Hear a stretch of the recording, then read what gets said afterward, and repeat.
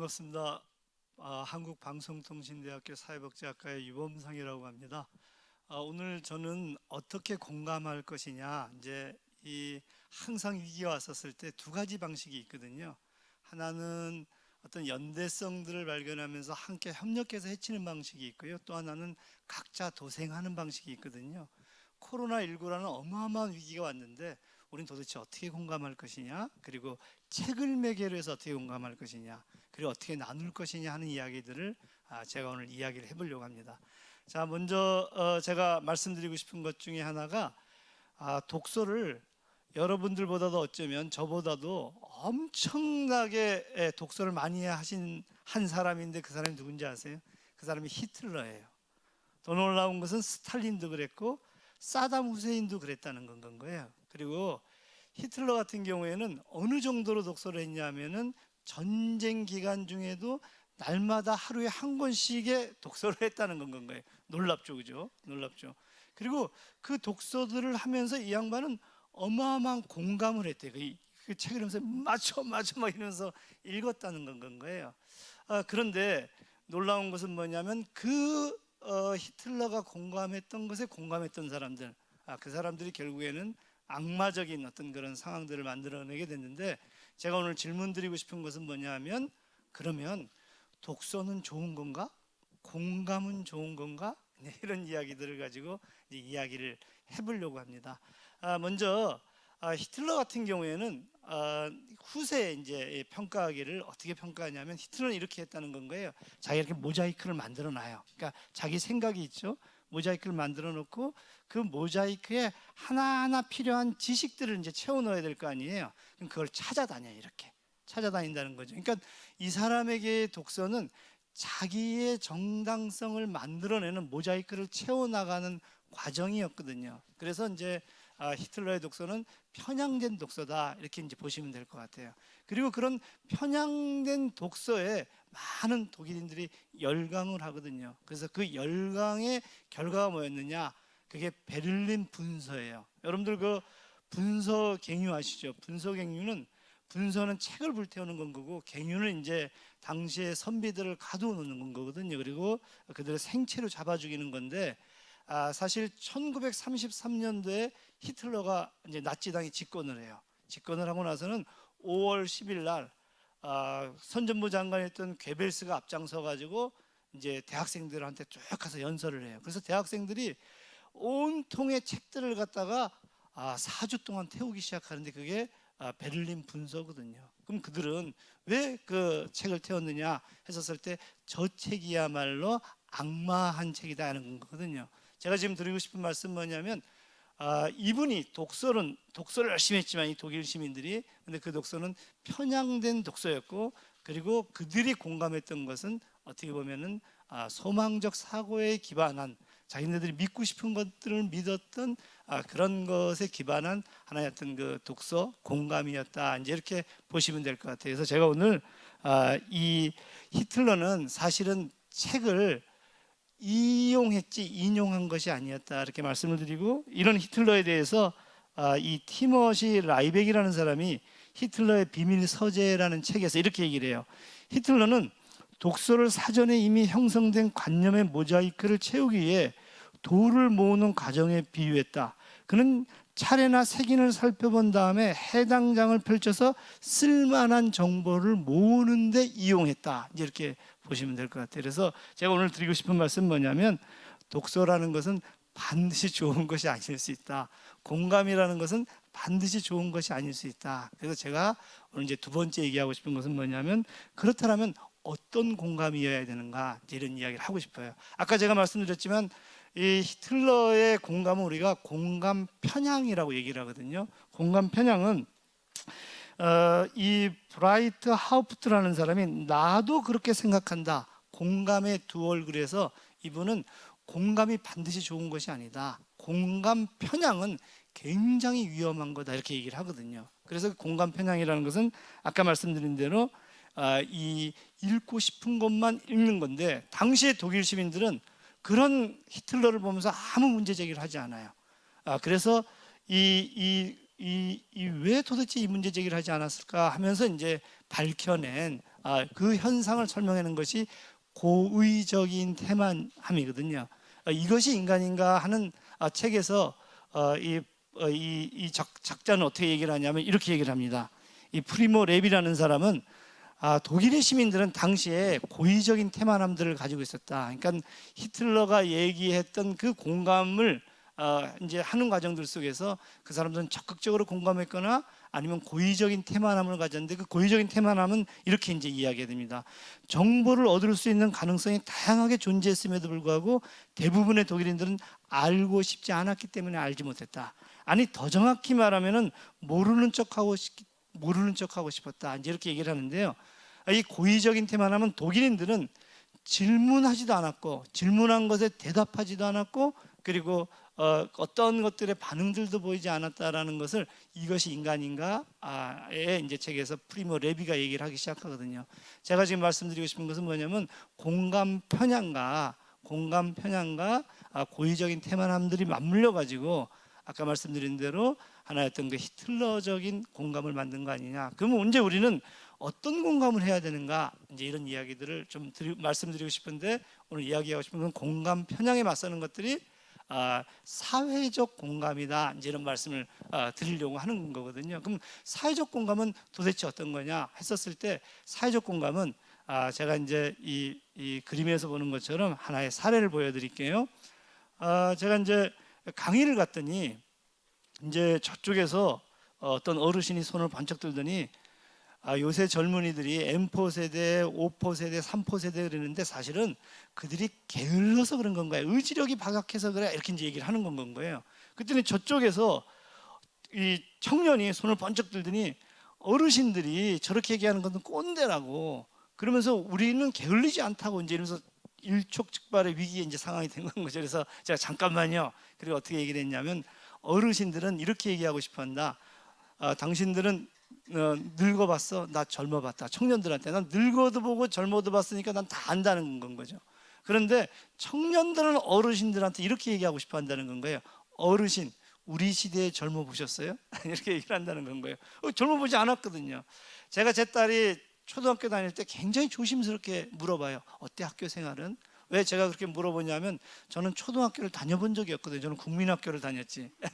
그러니까 이제 제가 얘기하고 싶은 것은 뭐냐면, 사회적 공감이라는 것은 맥락을 읽는 건 거다. 사회적 공감이라는 것은 어떤 그 사람이 서 있었던 상황과 구조들을 읽어냈었을 때 그것이 사회적 공감이라고 할 수가 있다, 이제 이런 건 거거든요. 그래서 히틀러 같은 경우에 이제 이 독일의 시민들이 히틀러한테 공감 편향에 의해서 어떤 악마적인 어떤 그런 현상들을 만들어냈잖아요.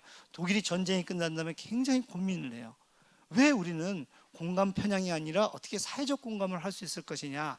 그래서 내린 결론이 뭐냐면은 보이텔스 바흐 합의거든요. 보이텔스 바흐 합의는 첫 번째 원칙이 뭔지 아세요?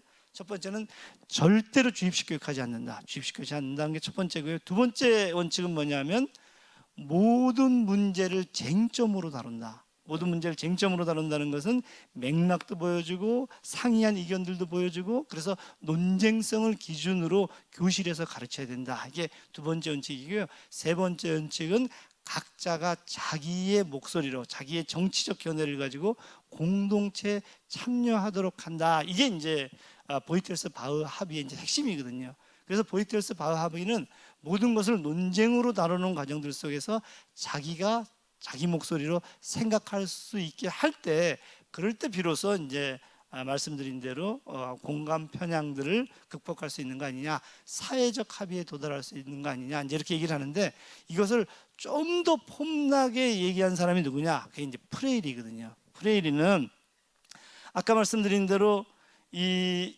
주입식 교육과 대비되는 교육으로 문제제기식 교육 내지는 문제제기식 토론을 이야기하거든요. 제가 문제제기식 토론을 그림을 통해서 한번 보여드릴게요.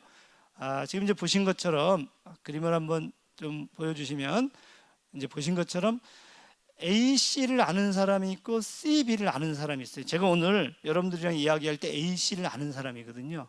그리고 여러분들은 CB를 아는 사람이라고 생각하면 돼요. 근데 여러분들이 오늘 제 강의를 듣잖아요. 저는 지금 제가 알고 있는 A 쪽의 얘기를 이렇게 얘기하고 있거든요. 그럼 여러분들은 어떻게 돼요? 제 얘기를 들으면서 그래도 조금이라도 변화가 생기면 좋겠는데 이렇게 생각이 좀 풍부해져요. 아, 저건 내가 생각해보지 못한 거구나. 그러면서 이제 얘기가 끝났었을 때 제가 이제 물어요. 제 얘기에 대해서 선생님은 어떻게 생각하세요? 그랬더니 아, 그러면 제 이야기를 한번 해볼게요 하고 제가 모르는 그 선생님의 여러분들의 B의 얘기를 하는 건 거예요. 그럼 제가 그 얘기를 들으면서 이렇게 제 생각이 바뀌어요. 자, 이것은 전제가 뭐냐면 모든 것을 아는 사람은 아무도 없고 아무것도 모르는 사람도 아무도 없다. 그래서 상대를 보고 놀랄 준비가 되어 있어야 된다. 이런 전제거든요. 제가 방송대 사회복지학과에 있는데 저희가 이제 이 스승의 날을 없앴어요. 저희 과가 왜 없앴는지 아세요?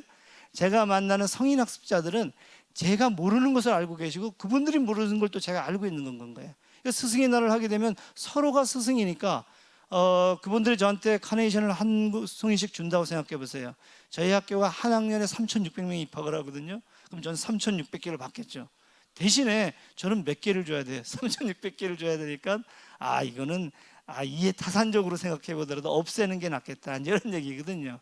그 얘기는 뭐냐면 프레리가 얘기했던 그런 어떤 저런 이 말씀드린 대로 이 문제 제기식의 토론이라는 것은 지금 말씀드렸는데 공감의 방식이기도 하고 저런 공감을 통해 가지고 비로소 이제 우리가 어떤 상대를 이해하고 그리고 그 과정들 속에서 이제 하나의 어떤 그 새로운 상상들을 하는 거 아니냐, 이제 이렇게 보시면 될 것 같아요.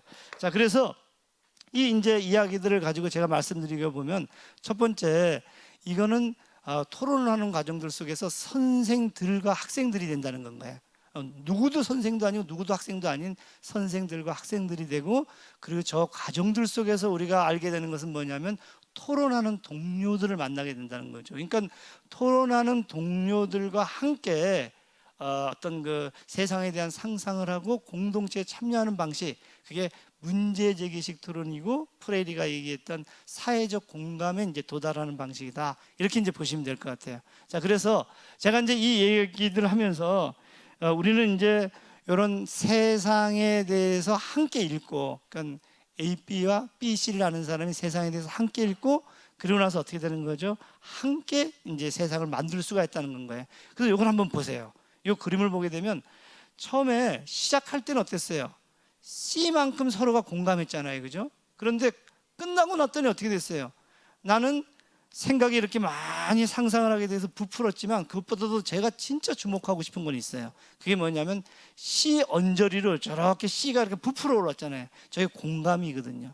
그래서 저는 이 방식이 우리가 이제 토론하는 방식이 우리가 토론이 끝나게 되면 처음에 시작했던 것보다 공감이 넓어지고 그리고 함께하는 상상이 넓어지는 거더라, 이제 이런 방식으로 우리가 이야기할 수 있다는 건 거예요. 그래서 오늘 제가 이제 이 과정들을 통해서 말씀드리고 싶은 것은 이러한 방식으로 우리가 서로 공감한다면 어떻게 될 것이냐, 이런 건 거예요. 자, 그러면 이제 오늘 이 방식들 속에서 그럼 이런 방식이 이루어지는 최소 단위가 뭐냐? 그래서 저는 오늘 학습 동아리 이렇게 말씀을 드리려고 하거든요. 그래서 학습 동아리라는 것은 사회적 대화가 이루어지고 사회적 공감이 만들어지는 아주 최소한의 단위가 그 학습 동아리다, 이렇게 이제 말씀을 드리려고 하거든요. 그래서 제가 오늘 그 제목이 어떻게 공감할 것인가 했을 때 그 공감은 공감 편향이 아니라 사회적 공감인 건 거고, 사회적 공감이 가능한 것은 사회적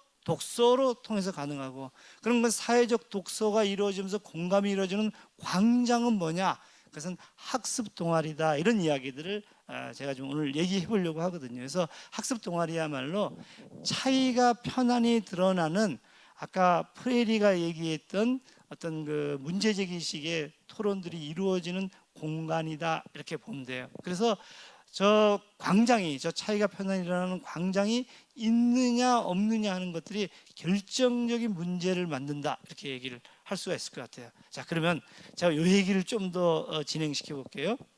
자, 우리 1979년도에 대처가 집권을 하고 80년대서부터 신자유주의 광풍이 이제 일기 시작하거든요. 그랬었을 때 영국이라는 나라하고 스웨덴이라는 나라가 고민에 빠져요. 어떤 고민에 빠지냐면 이 광풍 앞에서 우리는 어떤 길을 선택할 것이냐 하는 고민에 빠지는데, 영국의 신노동당은 야 우리 이제 빅토리아 시대의 작업장을 상상해야 된다. 빅토리아 시대 작업장이라는 건 뭐냐면 영국이 대영 제국이 전 세계의 중심이 됐던 그 시대가 빅토리아 시대거든요. 그러니까 지금서부터는 신지식을, 지식경제라는 것들을 그들이 노동 능력을 갖고 그들이 근면하고 그들이 창의성이 있는 방식으로 가야 된다. 이게 이제 영국적인 방식이거든요. 그래서 국가는 사회 투자 국가가 돼야 되고 노동 능력들을 향상시켜야 된다. 이게 이제 영국의 신노동당이 취했던 방식인 건 거고, 그리고 그것을 상징적으로 작업장이다 이렇게 보시면 될 것 같아요. 그런데 스웨덴은 다른 길을 가요. 신경제 정책들이 등장하고 그 다음에 지식이 등장하게 되니까 이 사람들은 뭐라고 생각했냐면 야 이제야말로 저 지식을 골고루 나눠야 가져야 되고, 그리고 우리가 옛날에 복지국가가 등장했었을 때 가졌던 도서관을 다시 한번 더 찾아야 된다 이렇게 얘기를 하거든요. 이 얘기는 뭐냐면 스웨덴이 이제 이 처음에 초기에 등장할 때 이들은 이런 얘기를 해요. 스웨덴은 처음에 이제 이 복지국가가 등장하기 이전에 굉장히 가난했었을 때 그 당시에 시민운동이라든가 그 당시에 어떤 아까 진보 정당들은 이 시기에 우리는 누구를 만나야 되냐면 비판적인 토론하는 사람들을 만나야 된다. 그러면서 그 사람들을 만나러 어떤 이 차에다가 이 책을 싣고 이동 도서관을 이제 하루 다니는 것, 동네 다니면서 노동자들과 토론하고 농민들과 토론하고 그리고 그 가정에 기반을 해갖고 복지국가를 만들어내거든요. 그러니까 이제 그러한 것들을 지금 1990년대 중반이 이르러서 이 신지식의 상황들 속에서 다시 해야 된다. 그래서 우리가 회복해야 될 것들은 그 작업장이 아니라 도서관이다. 그래서 이 책의 제목이 작업장과 도서관이거든요. 이 둘을 상징적으로 얘기를 하는 거죠. 그래서 영국은 작업장으로 갔고, 그래서 신자유주의의 가정들 속에서 나다니엘 브레이크와 같은 이 노동자들의 삶이 이제 파괴되기 시작했고요. 스웨덴 같은 경우에는 이제 복지국가를 유지하게 되는 그런 과정을 가게 됐다. 이제 이런 말씀을 드릴 수가 있고요. 그래서 제가 오늘 말씀드리고 싶은 것은 우리가 이 광장이라는 거, 그리고 도서관이라는 거, 그리고 사회적 독서의 학습 동아리라는 것들이 얼마나 중요한지를 한번 좀 얘기하고 싶었거든요. 그래서 영국은 일하고 학습할 개인의 의무를 관리하려고 했다면 스웨덴은 일하고 학습할 개인의 권리를 관리하려고 했다. 그래서 그 결과 이 영국은 이렇게 가요. 신자유주의의 어떤 그것을 대처를 받아들인 신노동당이 야 너네 일을 한다라면 복지를 줄게. 이게 워크페어거든. 일을 위한 복지거든요. 그런데 스웨덴은 어디로 갔냐면 너네들이 사회 복지를 줘야지만이 너희들이 일할 권리를 찾을 수 있지 않겠어? 이렇게 두 가지 관점으로 완전히 다른 관점들로 간다는 건 거예요. 자, 그래서 이상에서 보듯이 저는 1980년대 신노동당과 스웨덴의 3인당이 굉장히 각기 다른 길들을 가면서 이제 새로운 어떤 그 길들을 만드는데 그 결정적인 것들이 학습 동아리였던 강장이었고 학습 동아리에서 이루어졌던 사회적 토론이었다, 이런 말씀을 드릴 것 같아요. 자, 그러면은 사회적 독서에 기반한 사회적 공감이 실천도 완전히 다르게 만든다는 건가요? 실천을 어떻게 만드는지 한번 볼게요. 실천을 보게 되면 지금 본 것처럼 우리는 불쌍한 사람을 도와야 된다, 이런 나눔들을 가르쳤거든요. 이게 나눔 1.0이에요. 그래서 우리에게 이렇게 얘기를 해요. 노블리스 오블리주 정신 알지? 너가 귀족으로서 불쌍한 사람을 도와줘야 돼. 이게 나눔 1.0인데요. 흥미로운 건 뭐냐면 불쌍한 사람이 생기지 않으면 되잖아요. 불쌍한 사람이 생기지 않는 사회. 말씀드리게 되면 제가 유럽에 가서 제가 봤던 현상들은 장애인 거지와 노인 거지를 만날 수가 없었거든요. 왜 그러냐면 사회보장제도가 갖춰졌기 때문에 그런 거기 때문에 제가 지금 나눔 1.0은 불쌍한 사람을 돕는 거라면 나눔 2.0은 불쌍한 사람이 생기지 않도록 시민들에게 연대라든가 공동체의 변화들을 가르치는 것이 나눔 2.0이다, 이렇게 보면 될 것 같아요. 그래서 저는 이런 맥락들 속에서 지금 이런 그 구도가 이제 가능하다고 보는 건 거예요. 보신 것처럼 이제 우리가 주민이 있잖아요. 주민이 있게 되면 이 사람이 커뮤니티 센터에서 사회적 독서를 해요. 사회적 독서를 통해 갖고 내가 이제 세상 읽기가 가능한 사회적 공감을 갖는 민주 시민이 되거든요. 저 그림이 이제 커뮤니티 센터를 매개로 해서 민주 시민이 되게 되면 그 민주 시민들은 그냥 혼자 있는 것들이 아니라 학습 동아리를 통해 아까 말씀드린 대로 저기서 함께 세상 읽기도 하고 세상 만들기에 대한 상상을 한 다음에 그 다음에 어디로 가냐면은 그 다음에 권리형 실천, 아까 나눔 2.0 시혜형 자선형 실천이 아닌 권리형 실천으로 가게 되더라. 그럼 권리형 실천으로 간 이 주민들은 도서관에도 가고 마을 만들기에도 가고 협동조합에도 가고 참여예산제도 가고 다양한 형태의 실천들을 하게 되더라. 이제 이런 말씀을 드릴 수가 있을 것 같아서 제가 이제 지금부터 말씀드리려고 하는 것은 제가 나눔 2.0에 기반한 사회적 독서에 기반한 학습 동아리에 기반한 저의 개인적인 경험 3가지를 좀 말씀드리고 이것이 어떻게 가능한지를 말씀드리려고 합니다. 저는 지금 방송대 사회복지학과에도 있지만요, 지역에서 사단법인 마중물이라는 곳에 이사장으로 있거든요. 사단법인 마중물은 2009년도죠. 2009년도에 시민들이 모여가지고 학습 동아리를 시작했어요. 그때 학습 동아리를 할 때 우리는 뭘 했냐 하면은 이렇게 불평등이 심각해지고 아이들이 이 상당히 좀 그 뭐랄까요, 좀 이 경쟁들 속에서 주눅들어 있었을 때 우리는 뭘 해야 될까? 제 개인적인 경험은 영국에 유학을 갔다 왔는데 엘리베이터를 탔어요. 근데 거기에 초등학생쯤 돼 보는 아이가 11시에 오는 건 거예요. 너 어디 갔다가 오니? 몇 학년이니? 제가 이렇게 물어봤더니 이 친구가 저는 초등학교 6학년인데 학원 다녀와요 그러더라고요. 그때 제가 무슨 생각을 했냐면 우리 아이들, 저는 딸이 둘이 있는데 우리 아이들도 이렇게 지금 곧 돌아오면 영국에 돌아오면 이렇게 다니겠구나. 하지만 우리 아이들까지는 이렇게 다닐 수 있을지 모르지만 우리 아이들의 아이들, 그러니까 제 손주 때에는 좀 사회가 변해야 되지 않을까? 제가 그런 생각을 가지고 있었고 그런 생각을 하는 사람들이 모여서 학습 동아리를 만들고 이제 공부를 하기 시작했거든요. 그래서 저희가 이제 공부를 하는 과정들 속에서 우리가 본격적으로 시민교육을 함께 해보자. 그래서 시민교육과 사회정책을 위한 사단법인 마중물을 만들었고요. 그 사단법인 마중물을 해서 아까 말씀드린 대로 이제 시민교육도 하고 그 다음에 정책 연구도 하고 그리고 선배 시민, 후배 시민, 청소년 노인 교육도 이제 하던 과정들 속에서 저희들이 이제 여기서 그치지 말고 시민들이 자유롭게 더 모일 수 있는 협동조합을 한번 만들어 보자 해서 협동조합 마중물 문화 광장을 이제 만들게 되고요. 협동조합 마중물 문화 광장에서는 카페도 있고 갤러리도 있고 서점도 있는데 제가 꼭 얘기하고 싶은 것은 뭐냐면 우리가 추구해야 될 것은 스터디 서클 데모크라시다. 스터디 서클 데모크라시는 학습 동아리 민주주의거든요. 북유럽의 시민들이 모여서 성인 학습자들이 70%가 학습 동아리에 참여한다는 건 거예요. 그럼 우리는 그런 것들이 가능하지 않겠어? 그리고 나서 이제 그런 학습 동아리를 하는 데 있어서 저희가 책이라든가 그다음에 그것에 대한 해석에 대한 이야기들도 좀 한번 해볼까 해서 만들어낸 게 저게 북레터 상상상이거든요.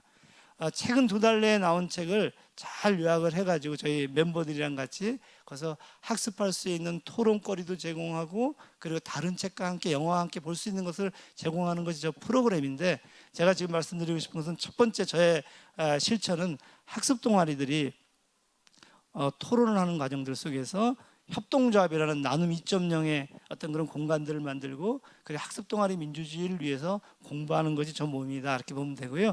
제가 두 번째 이제 저의 이야기들을 좀 드리면 요거 보세요. 저 머리 위에 뭔가 이쁜 것들을 좀 하고 있는데 저 오른쪽에 한번 뒤에 보세요.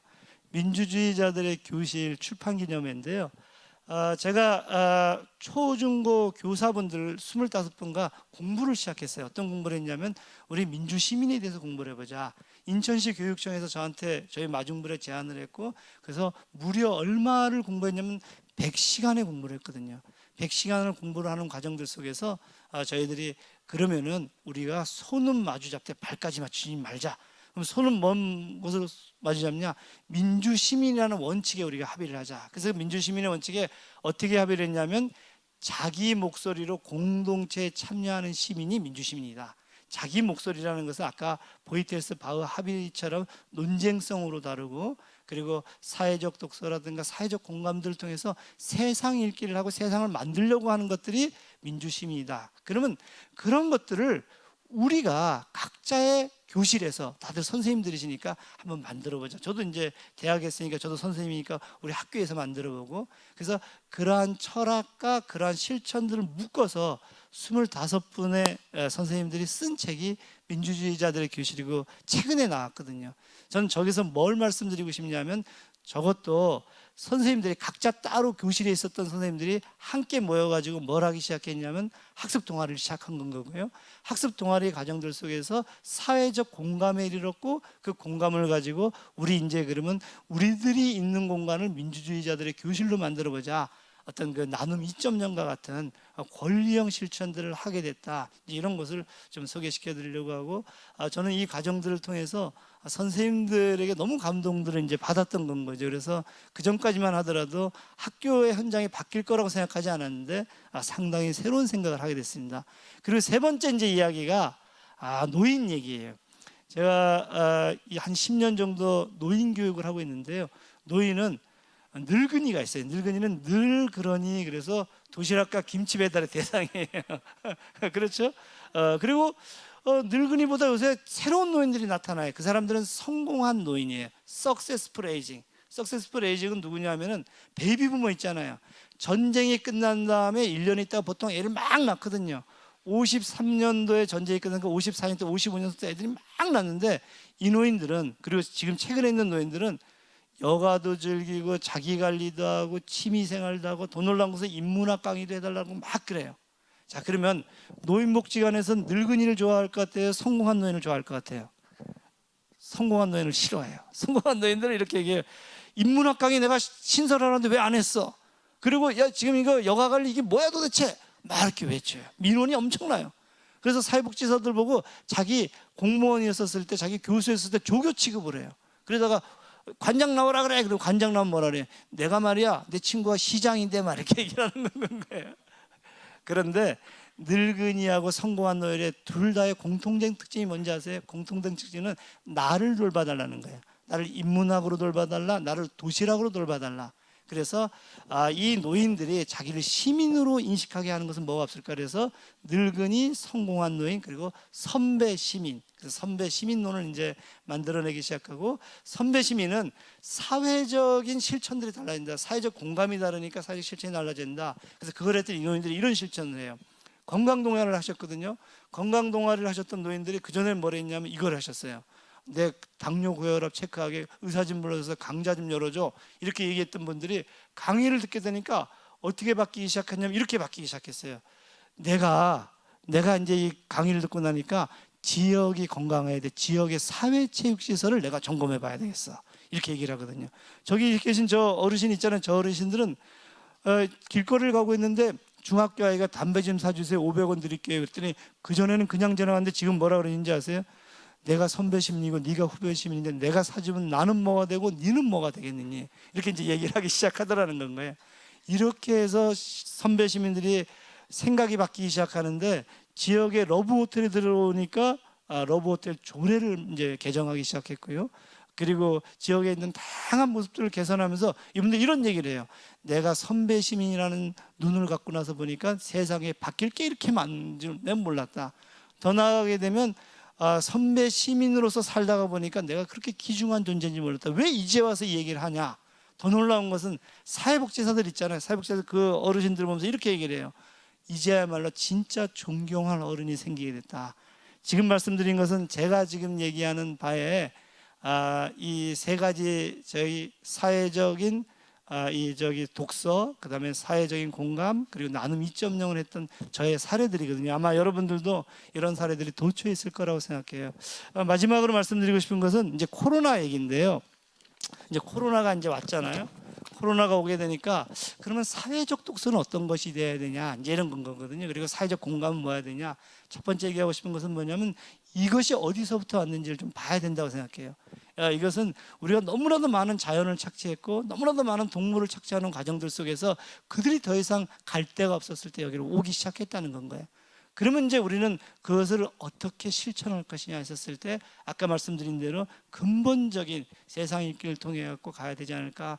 그리고 그 근본적인 것들 속에서는 저는 바우만의 퓨주의 정책을 말씀드리고 싶은데, 퓨주의 정책은 퓨주가 딱 끊어져요. 언제 끊어지냐면 과부하비 걸리면. 그럼 우리는 자꾸 끊어지니까 그것을 구리선으로 갈거든요. 그러는 순간 굉장히 큰 재앙이 오는데 표주가 끊었을 때 거기에 주목을 하고 이 사회의 근본적인 문제가 무엇인지를 끊임없이 논의하는 것, 이것이 저는 사회적 독서고 사회적 공감이고 코로나19 상황에서 우리가 이 사회에 향해야 될 어떤 그런 토론하는 광장이 아닐까, 이런 말씀을 드리면서 여러분들과 함께 오늘 이 문제들을 이제 교수님들도 오시고 토론하시는 선생님도 오셨으니까 함께 토론해 봤으면 좋겠습니다. 고맙습니다.